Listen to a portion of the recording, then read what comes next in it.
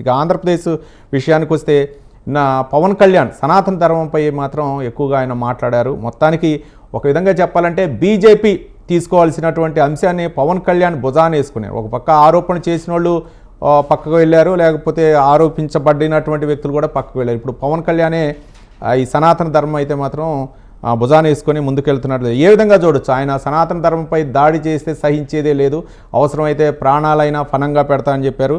మరోపక్క కల్తీనయ్యే కాదు అంతకు మించిన ఘోరాలు జరిగాయి తిరుమలలో అనేటటువంటి వ్యాఖ్యలను అయితే మాత్రం చేశారు. ఏంటి అంటే పవన్ కళ్యాణ్ ఈ విధంగా ఆ ప్రాయశ్చిత్త దీక్ష అవ్వచ్చు, లేకపోతే ఆయన నడక ద్వారా వెళ్ళి తిరుమలను దర్శించుకున్నటువంటి విధానం అవ్వచ్చు. ఓ పక్క బీజేపీ ఎక్కువగా ఎక్కడ గుళ్ళుపై అవ్వచ్చు, లేకపోతే ఎక్కడ ఎట్లాంటి అంశాలు హిందూ ధర్మానికి సంబంధించిన అంశాలు అయినా సరే బీజేపీ ముందు ఫోకస్ అవుద్ది. కానీ ఇప్పుడు మాత్రం పవన్ కళ్యాణ్ ఎక్కువగా ఆంధ్రప్రదేశ్లో ఫోకస్ అవుతున్నారు. రాజేష్ గారు ఏ విధంగా చూడొచ్చు అంటారు? ఇప్పుడు 2019లో పదవి బాధ్యతలు చేపట్టిన జగన్మోహన్ రెడ్డి గారి ప్రభుత్వ హయాంలో ఆనాటి నుంచి కూడా తిరుమల కొండ మీద చాలా అపచారాలు జరుగుతూ ఉన్నాయి, చాలా అవినీతి జరుగుతూ ఉంది, వ్యవస్థల విధ్వంసం జరుగుతూ ఉంది, అక్కడ స్వామివారి భక్తులకు అసౌకర్యం ఎదురవుతుంది అని చెప్పని చాలా సందర్భాల్లో చాలా రాజకీయ పక్షాలు ప్రభుత్వాన్ని విమర్శిస్తూ వస్తున్నా కూడా జగన్మోహన్ రెడ్డి గారి ప్రభుత్వ హయాంలో ఆ రోజు తిరుమల తిరుపతి దేవస్థాన పాలక మండలి చైర్మన్ గా పనిచేసిన వైవి సుబ్బారెడ్డి గారైనా, తదుపరి రోజుల్లో బాధ్యతలు చేపట్టిన కరుణాకర్ రెడ్డి గారైనా సరే ప్రజల నుంచి లేదు వివిధ రాజకీయ పక్షాల నుంచి వస్తున్న ఈ విమర్శల్ని పెడచెవిన పెట్టారు తప్ప వాటి మీద స్పందించి చక్కదిద్దే కార్యక్రమాలు చేపట్టలేదు అనేది వాస్తవం.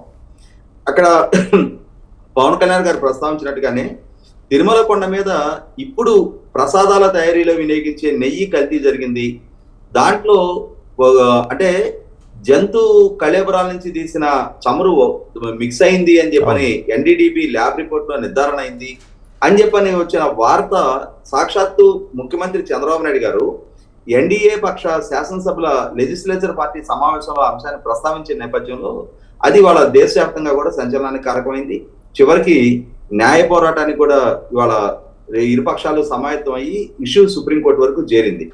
ఈ సందర్భంలో పవన్ కళ్యాణ్ గారు తాను ప్రభుత్వంలో అంతర్భాగంగా ఉన్నాం కాబట్టి, అంటే ఇవాళ ఉప ముఖ్యమంత్రిగా వారే కొనసాగుతున్నారు కాబట్టి వారి హయాంలో జరిగిన తప్పు అయినా కాకుండా ఇవాళ తిరుమల శ్రీవారికి జరిగిన ఈ అపచార నేపథ్యంలో ఎవరు అపచారం చేసినా సరే ఇవాళ పాలకులుగా సహజంగా ఏమంటామంటే మనం ప్రజాస్వామ్యం అయినా సరే పాలకుడు బాధ్యత వహించాలి అని అంటాం.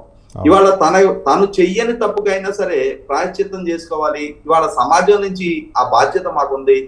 ఎవరు చేసినా అది శ్రీవారికి జరిగిన అపచారం అది మొత్తం సమాజం దానికి ఆ మూల్యం చెల్లించుకోవాల్సిన పరిస్థితులు ఉత్పన్నం అవుతాయి కాబట్టి ఖచ్చితంగా తన ప్రాయశ్చిత్త దీక్ష తీసుకోవడం జరిగింది. అదే సందర్భంలో ఈ అంశాన్ని చంద్రబాబు నాయుడు గారు ప్రస్తావించిన తర్వాత దేశవ్యాప్తంగా ఈ అంశం పట్ల ఆందోళన వెలిపించిన వాళ్ళు ఉన్నారు. కేంద్రం కూడా సీరియస్ గా ఉంది రాజేష్ గారు. కేంద్ర ప్రభుత్వం కూడా సీరియస్ గా ఉంది. కేంద్ర ప్రభుత్వం కూడా ఈ అంశాలపై మాత్రం క్షుణ్ణంగా అధ్యయనం చేస్తుంది, ఎప్పటికప్పుడు నివేదిక కూడా తెప్పించుకుంటుంది. అవును, అదే చెప్తున్నా నేను. అంటే ఈ అంశం పట్ల ఆందోళన చెందుతున్న వాళ్ళు ఉన్నారు, ఇలా జరగటం ఏంటి అని చెప్పని మనోవేదనకు గురవుతున్న వాళ్ళు ఉన్నారు. అరే ఇన్ని సంవత్సరాలుగా మేము తీసుకున్న ప్రసాదం ఈ విధంగా మాలిన్యానికి గురైన మాలిన్యంతో తయారు చేయబడ్డ నెయ్యితో చేసిన ప్రసాదాన్ని మేము వినియోగించింది అని చెప్పని చాలా మంది ఆవేదన చెందుతూ ఉన్నారు. అదే సందర్భంలో కొంతమంది కుహానా సెక్యులరిస్టులు అదే అంశాన్ని ఇవాళ పవన్ కళ్యాణ్ గారు ప్రస్తావిస్తున్నారు. అంటే ఈ అంశాన్ని ముఖ్యమంత్రి ఎట్లా ప్రస్తావిస్తాడు? ఈ అంశాన్ని ప్రస్తావించడం ద్వారా దేశవ్యాప్తంగా మతపరమైన భావజాలాన్ని పెంచుతున్నారు అని చెప్పాను. అంటే సెలెక్టివ్ గా కొంతమందికి అంటే కొన్ని ఈ అంశాల పట్ల స్పందించడానికి హక్కు లేదు అన్నట్టుగా కొంతమంది మేధావులు ముసుగులో చేస్తున్న వ్యాఖ్యల నేపథ్యంలో పవన్ కళ్యాణ్ గారు అంటే సనాతన ధర్మానికి నష్టం జరిగిన, అవమానం జరిగిన, అపచారం జరిగిన ఎవరు దాని గురించి ప్రశ్నించకూడదా, ప్రస్తావించకూడదా, సమాజం దృష్టికి తీసుకురాకూడదా? అదే సెక్యులరిజం అని అంటే మైనారిటీలకు మాత్రమే పరిమితం, మైనారిటీలకు జరిగే నష్టాన్ని, మైనారిటీలకు జరిగే హక్కుల భంగాన్ని మాత్రమే ప్రస్తావించాలా? కానీ రాజేష్ గారు ఆ అంశాలను ప్రస్తావిస్తూనే వాళ్ళ యొక్క క్రమశిక్షణ, అంటే వాళ్ళపై ఏమైనా దాడి జరిగితే వాళ్ళందరూ కూడా ఏ విధంగా ఐకమత్యంగా ఉంటారు, అదేవిధంగా మన హిందూ ధర్మంలో ఎందుకు అట్లా ఐకమత్యంగా ఉండరు అనేటటువంటి అంశాలను కూడా ప్రస్తావించారు. ఇంకో విషయం ఏంటంటే రాహుల్ గాంధీ అలాగే ఉదయనిధి స్టాలిన్ అయితే మాత్రం ప్రత్యేకంగా విమర్శించారు. ఏంటి వీళ్ళనే టార్గెట్ చేసి విమర్శించడానికి కారణాలు ఏమనుకోవచ్చు? ఇక్కడ అంటే పవన్ కళ్యాణ్ గారు వారి స్పందన వెనకున్న అంటే ఆవేదన కూడా ఒకసారి మనకి అర్థం చేసుకోవాల్సిన అవసరం ఉంది. నేను ఒక క్లుప్తంగా 2 కేసు రిఫరెన్సెస్ చెప్తాను. మనకి గతంలో సాల్మాన్ రష్డీ అని చెప్పనే భారతీయ మూలాలు ఉన్న రచయిత సాటానిక్ వర్సెస్ అని చెప్పని ఒక నవల రాశాడు.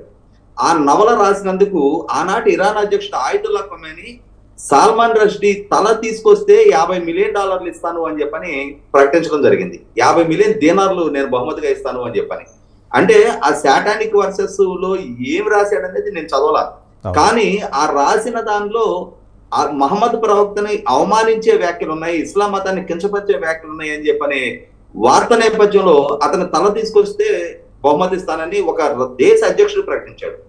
అదే సందర్భంలో బంగ్లాదేశ్ కు సంబంధించి తస్లిమా నస్రీన్ తను లజ్జా అని చెప్పని ఒక నవల రాసినందుకు ఆమె మీద కూడా ఇదే విధమైన ఫత్వా జారీ చేయడం జరిగింది. అంటే ఒక పక్క వారి మతానికి సంబంధించి ఏదైనా ఇబ్బందికరమైన పరిస్థితులు ఎదురయ్యాయి అనుకున్నప్పుడు ఆయా మతాలు అంత ఎక్స్ట్రీమ్ గా రెస్పాండ్ అవుతా ఉన్నప్పుడు ఇవాళ హిందూ మతానికి సంబంధించి సనాతన ధర్మానికి అపచారం జరిగింది అన్న వార్త నేపథ్యంలో ఆ స్థాయి స్పందన హిందూ సంస్థల నుంచి కానీ, ప్రభుత్వాల నుంచి కానీ, హిందూ ఆలయాల నిర్వాహకుల నుంచి కానీ, ఆ భక్తుల నుంచి కానీ ఇప్పటిదాకా వ్యక్తం కాకుండా కూడా ఇలా జరిగింది, ఇలా జరగటం తప్పు అని ప్రస్తావించడానే తప్పు పడతా ఉన్నారు.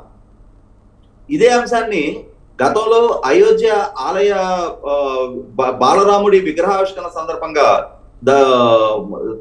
రాహుల్ గాంధీ గారు చేసిన వ్యాఖ్యల నేపథ్యం, అలాగే సనాతన ధర్మాన్ని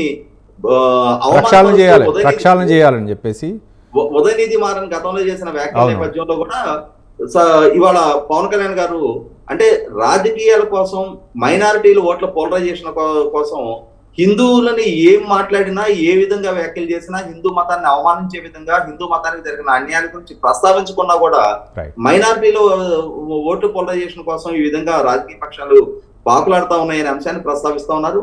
అలాగే తాను మాత్రం తన ధర్మానికి ఏదైనా నష్టం జరిగితే, అవమానం జరిగితే తప్పనిసరిగా స్పందించి తీరుతాను, అది నా హక్కు అని చెప్పని కూడా నేను వారు తెలియజేయడం జరిగింది. అవసరమైతే నా ప్రాణాలైనా అర్పిస్తాను, నా పదవిలో లేకపోతే నాకున్న అధికారాన్ని వదులుకోవడానికైనా నేను సిద్ధం, అవసరమైతే నా ప్రాణాన్ని త్యాగం చేస్తానని చెప్పని వారు చెప్పడం జరిగింది. ఇక్కడ భారతదేశంలో విభిన్న మతాలు ఉన్నాయి, విభిన్న ప్రాంతాలు ఉన్నాయి, విభిన్న భాషలు ఉన్నాయి, విభిన్న సంస్కృతులు ఉన్నాయి, విభిన్న కులాల మధ్య భిన్నత్వంలో ఏకత్వంలాగా జీవిస్తున్న ఈ సమాజంలో మర్యాద ఇచ్చిపుచ్చుకోవాలి, గౌరవం ఇచ్చిపుచ్చుకోవాలనే ప్రాతిపదిక మీద ఏ మతం ఇంకొక మతాన్ని కించపరచకూడదు.